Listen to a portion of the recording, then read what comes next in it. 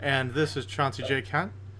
And we're here for our second game of Magic Online here, just a series of videos where Chauncey and I play some casual Magic. We'll be playing the same decks, although modified as we had in the last video, but hopefully this one won't take as long and the information will be a little bit more concise for you guys. Also, we'll be doing a little bit of editing, so we're going to do this video will be one game, and then we'll have the second match, or the second game of this match coming out in the following week. Sounds good.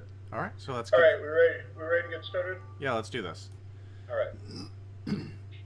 Now, I did want to go ahead and mention that there was a slight modification to your statement earlier.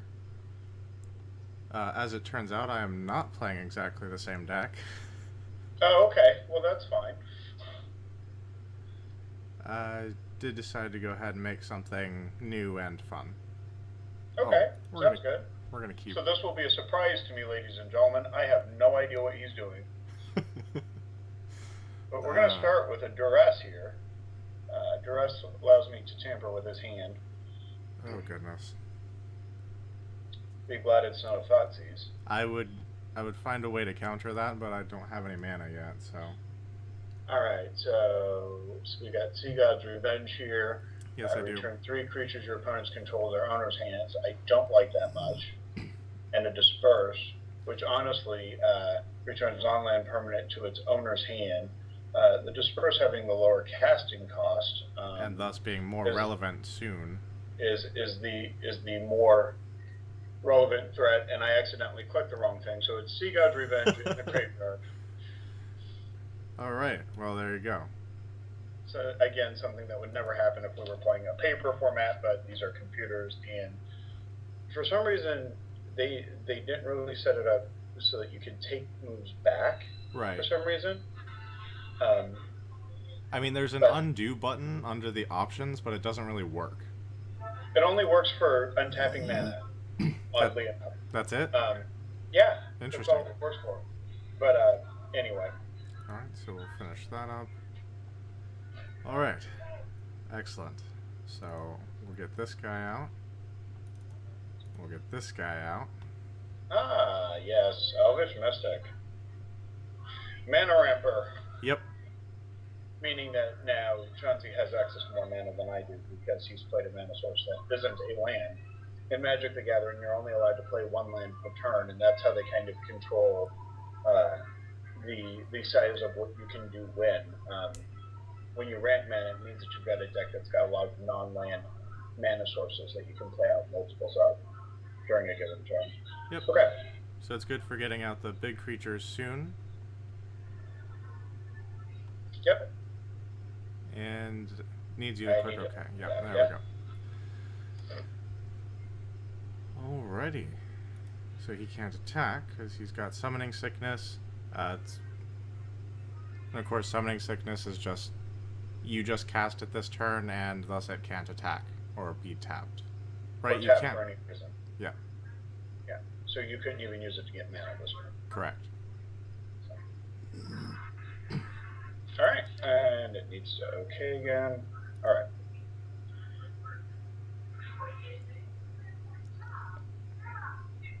All right, and of course, the format that we're playing right now is Standard, and that's basically the current block plus the 2 previous expansions. Well, no, it's last year's block and this year's block.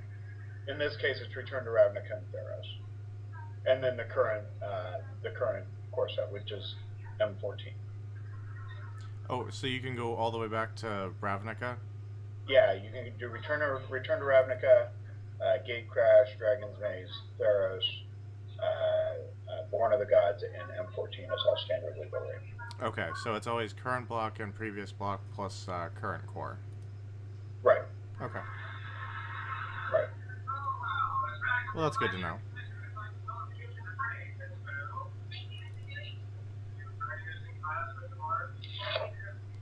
Alright, and that will do for that. Okay, so Chauncey's got blue and green going on, so this gives me a little bit of an idea of what kind of a deck he's playing. Um, Blue is kind of a control color. Green tends to be big creatures and lots of access to lots of mana. Put them together, he's probably running something that runs a lot of +1/+1 tokens on his creatures. So these are all clues that I get just by the 2 lands that he's played, which is something that you learn to do when you play this game. It kind of gives me an idea of what to expect. Mm-hmm. And of course, the tagline, or the what you would call that color combination is Simic. Which of After course, the Guild in the Return to Ravnica. Correct, yes. Okay.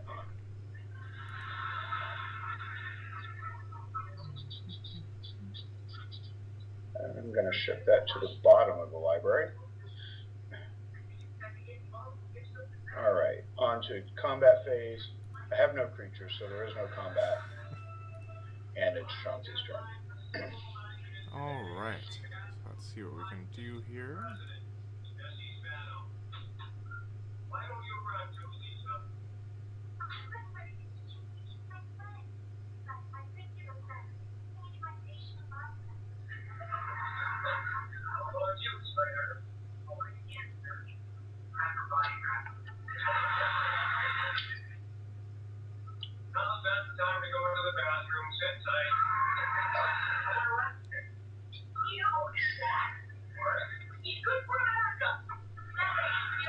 Elixir of Immortality. Already?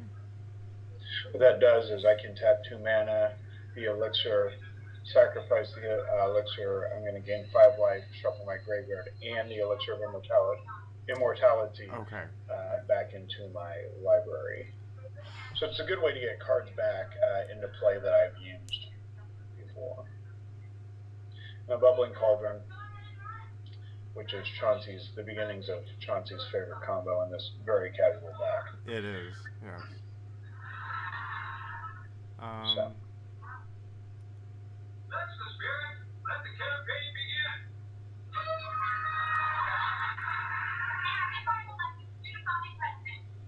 So much so that he's going to stymie my hopes. Yes. Which is a counter that's going to make my Cauldron not happen unless I pay an extra mana, which I will do. Which is fine, because what I really wanted is the Scry.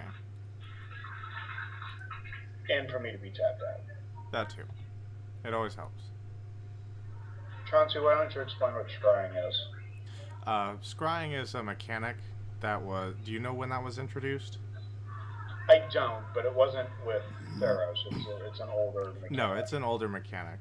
Basically what it does is allows you to look at the top however many cards of your deck. Like if it says Scry 1, it'll just be the first card. If it's like Scry 5, it'll be the first 5 cards. And so as you're looking at them, you get to decide whether you want to put those cards on the top of your deck or on the bottom of the deck. And wherever you put them, you can arrange them in whatever order you choose. So it's a really good way to kind of dig through your deck and plan what would normally be random chance things over the course of the next few turns. Right. It also helps you, for instance, if you've got lots of lands, if you scry, you see that your next card is a land, you put that to the bottom to help you get something that you can use quicker. So it's actually pretty powerful stuff when you do it correctly. Absolutely. Ooh, a foily forest. Yeah. I just clicked on the forest pile and, you know. I honestly don't know why they bothered with foils on Magic Online. I really don't. Well, I'm sure it has something to do with being able to get the complete set and trade it in. Yeah, maybe. I just don't find it that appealing. I don't chase after foils in the first place. I mean, if I end up with them, great. If not, it's not that big of a deal to me. But all right, so glimpse the future. Yep, we're gonna. And I'm okay with that, mostly because there's nothing I can do about it.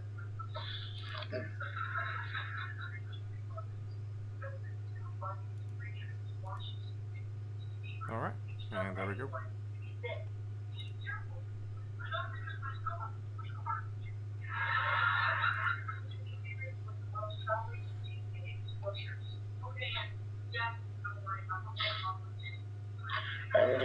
none of the things here right now. Yeah, I know the feeling. I'm sitting on some decent mana sources, but Ladies and gentlemen, welcome to the most boring game of Magic ever. I'm sure it could be worse somehow. Okay.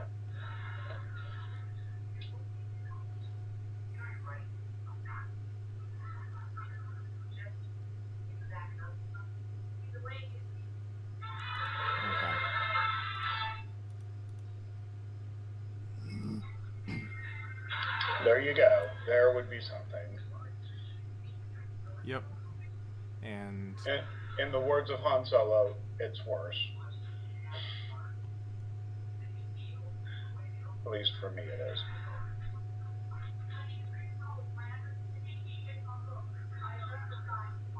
I'm gonna do something a little fancy here.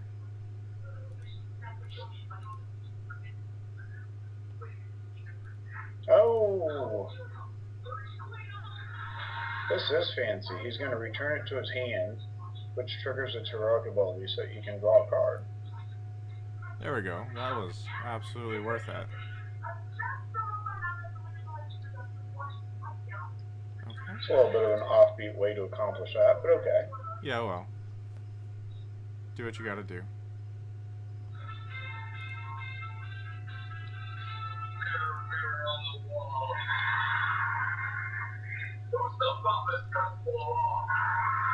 Yeah. All Suntail right. Hawk. Pecking your eyes out. One life point at a time. We shall see. Oh, excellent.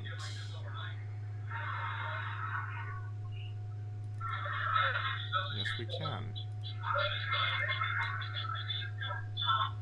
Another mystic. Indeed. Okay.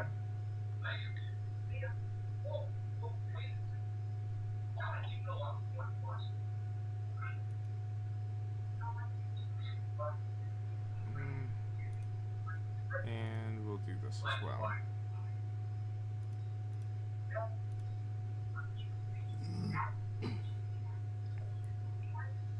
Okay. All right. In response,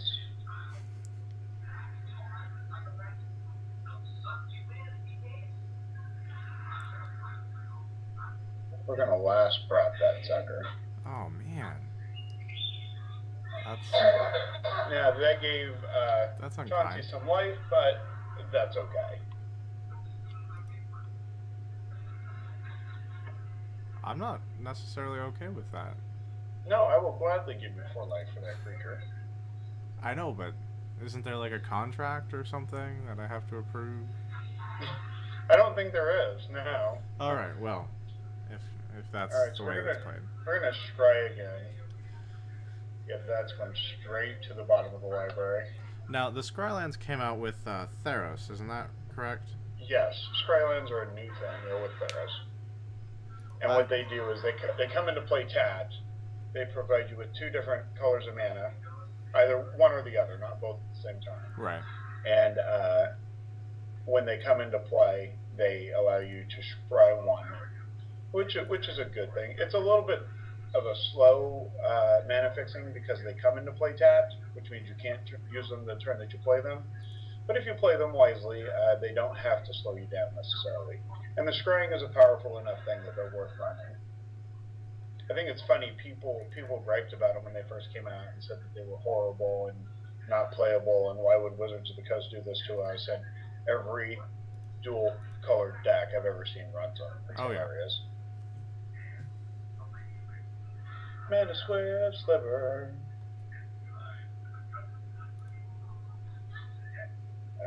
That actually makes all your slivers mana hampers. Yep. Okay, Woodburn Behemoth. When you control 8 or more lands, it gets +4/+4 and has trample.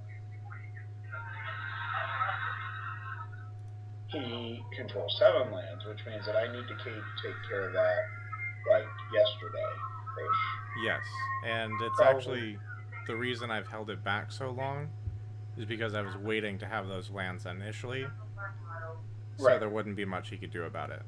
Right. Oh, yes.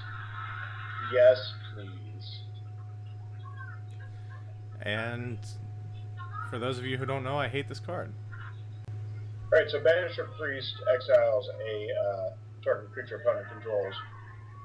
When Banisher Priest leaves the battlefield, they get that creature back, but Banisher Priest isn't the easiest thing to take care of, so. No. Especially when your opponent has a habit of holding Banisher Priest back and never ever attacking with him. And not blocking with him either. Nope. No. Just letting him sit there. Alright. Yay! And Suntail Picturizing. That's fine. You 1 gave me point 4. to the face. You gave me 4 additional points on the face anyway, so.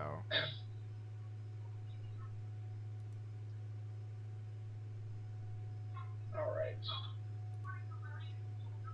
Oh, excellent. My 8th land. How Oh, gloriously that's- useful it there's- oh, is wait. right now. No. No, it won't. Alright, well.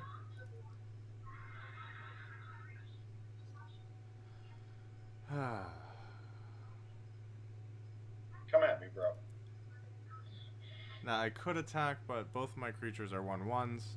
He's got the Banisher Priest, which is a 2/2. Now, it would only be able to block one of my creatures, so I'd still get a point of damage through. But since it's hardly game-winning, and I would lose one of my mana-pumping creatures, it's really not worth it. No, it's really not.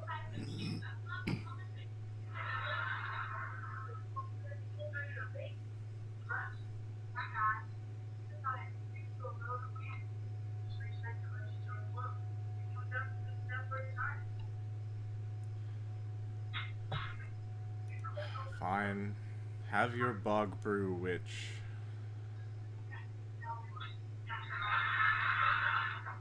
Oh, I can't do that yet this turn. Okay, well, what we'll do is we'll do this then. We will crack the elixir.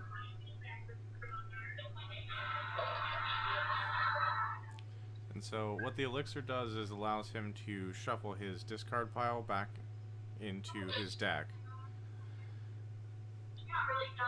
which gives him access to all those cards again, potentially. Now that's a particularly powerful combination with the whole Bog Brew Witch thing, because he can tap the Witch to pull Newts out of his deck, sacrifice them to hit me for 4 points of life, and potentially kill one of my creatures each turn, and then use the Elixir of Life to get the Newts back into the deck and repeat the whole process. Yeah. It's slow, but it works. But it works. Because our games of Magic tend to be slow. Oh yeah. Well, there's no denying that. We're not exactly playing, top tier world championship winning decks here, so. No, it's just more like I made this out of the cards I have. And, I'm hoping it runs well. So far, I'm not so sure, but...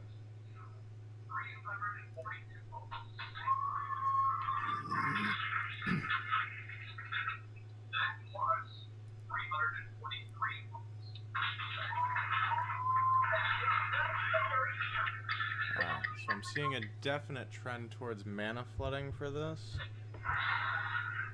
Yeah, it's looking like it, man. You've got way more mana than you know what to do with. Well, then I have anything to do with, which is problematic. So I might end up pulling some of that and putting in some more, like, draw card instance or scry stuff.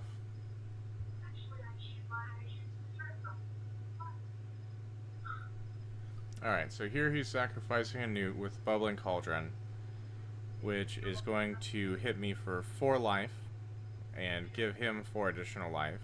And because the Bog Brew Witch is present, the Newt dying causes him to be able to put a -4/-4 on any of my creatures. And it looks like in this case it's the sliver I have out.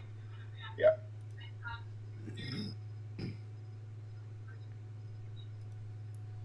And of course, having -3 life tends to kill creatures, so Yeah, that tends to be a fatal kind of a thing. generally. Now, if he didn't have the witch out, it would only be a 1/1, which would still kill my creatures, but nonetheless.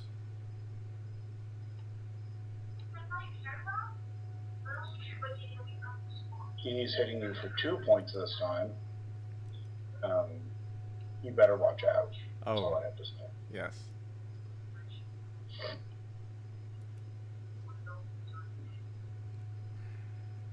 I thought about swinging with the Banisher Priest in this case, but he's got a bunch of untapped mana, which means that he could have things like Giant Growths or Enlarges or something to make his Elvish Mystic suddenly really, really big.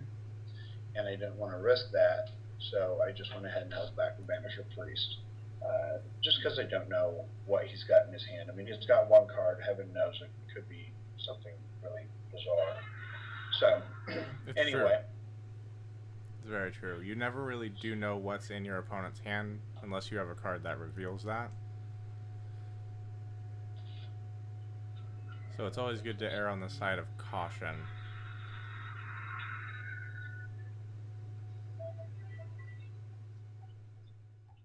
Points, huh? 6 points coming your way. Now, he still has a card in hand. It could be a fog or something, but I'm thinking probably not. And there you go. 6 points of damage. Down to 5. Thank you, Bogbrew Witch. Now, had I saved my Elixir of Immortality, which I should have, I'd be able to put those guys back in my deck and kill them in the next couple of turns without really having to attack them at all. Just by muting him to death.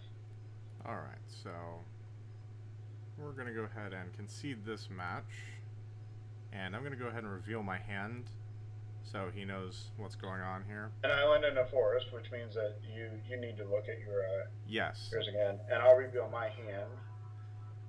Riot Control and Bubbling Cauldron, yes. Yep. Okay. Alright. So begin sideboarding.